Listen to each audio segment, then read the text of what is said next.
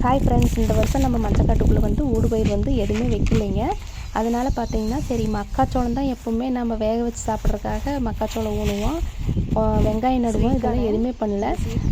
அதுக்கப்புறம் பார்த்தீங்கன்னா சரி ஸ்வீட் கார்ன் வந்து இந்த வருஷம் ஊனி பார்க்கலாம், டேஸ்ட் நல்லாயிருக்கும் சாப்பிட்றதுக்காகும் அப்படின்னு சொல்லிட்டு ஸ்வீட் கார்ன் வந்து விதை வாங்கிட்டு வந்தாங்க. விதை வந்து பார்த்திங்கன்னா 50 கிராம் 50 ரூபாய்ங்க. ஒரு சோளம் 1 ரூபா வருது. பார்த்திங்கன்னா இது ஒரு 50 சோளம் தான் இருக்கும், 50 ரூபாய்ங்க. சரி இன்றைக்கி நடவு செய்யலாம், அது எப்படி முளைச்சி வருது எப்படின்னு தெரியல. ஆனால் சோளம் பார்க்குறக்கு ரொம்ப நல்லாவே இல்லைங்க. பார்த்தா வத்தலாக இருக்குது, அது எப்படி முளைச்சி வரும்னு தெரியல. சரி மஞ்சக்காட்டுக்குள்ளே வந்து இந்த மாதிரி நட்டு வைக்கும்போது பார்த்திங்கன்னா என்ன நிறையா மயில் குருவி இதெல்லாம் தான் கிளி இதெல்லாம் வந்து பறவைகள்லாம் வந்து சாப்பிட்றதுங்கிறக்காகவே சோளம் வந்து ஊன்றதில்லை. சரி எப்படியாவது பாதுகாத்து நம்ம கொஞ்சம் வச்சோம்னா நம்மளுக்கும் கொஞ்சம் ஆகும், இந்த பறவைகளுக்கும் கொஞ்சம் ஆகும். அது போக நம்மளுக்கு கொஞ்சம் வேக வச்சு சாப்பிட்லாம். ஸ்வீட் கார்ன் வந்து ரொம்ப டேஸ்ட்டாக இருக்கும். அதுக்காகவே வாங்கிட்டு வந்து இன்றைக்கி நடவு செய்கிறேன். பாருங்கள், இன்றைக்கி வந்து இந்த மஞ்சக்காட்டில் வந்து உள்ளே ஊனி விட்றேங்க. இது முளைச்சி வந்து பார்த்திங்கன்னா பயிர் எப்படி வருது, எந்தளவுக்கு முளைச்சிருக்குங்கிறது மறக்காமல் நான் இந்த வீடியோ போடுறேன். அப்படியே இது ஒரு 10 பார்க்கு வருமாட்டிருக்குதுங்க. அதனால் அப்படியே 10 பார்க்கு அளவுக்கு ஊனி விட்டு முதல்ல சாம்பிள் பார்க்கலாம், இது எப்படி வருதுன்னு பார்த்துட்டு நம்ம அடுத்த வருஷம் நல்லா வந்ததுன்னா கூட தனியாக இதையே நிறைய நடலாம் அப்படின்னு சொல்லிட்டு இருக்கிறான். இது எப்படி வருதுன்னு முதல்ல பார்க்கணும். போட்டை வந்து எந்த சைஸில் வருது, டேஸ்ட் எப்படி இருக்குதுன்னு தெரியல. விதை வந்து எப்படி முதல்ல முளைக்குதுன்னு தெரியலைங்க.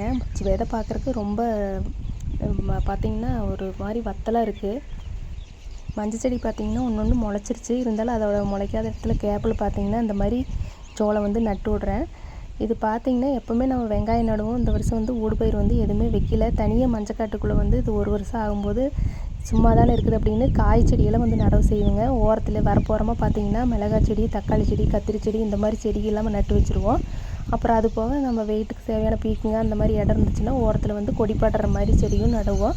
இந்த மாதிரி நட்டுக்கும் போது நம்ம வருஷத்துக்கே பார்த்திங்கன்னா நம்மளுக்கு வேறு ஒரு வந்து காய் வந்து வீட்டுக்கு வாங்க வேண்டியதில்லை. மிளகாயும் பார்த்திங்கன்னா நிறைய காய்ச்சதுன்னா நம்ம விற்பனை செய்யலாம்.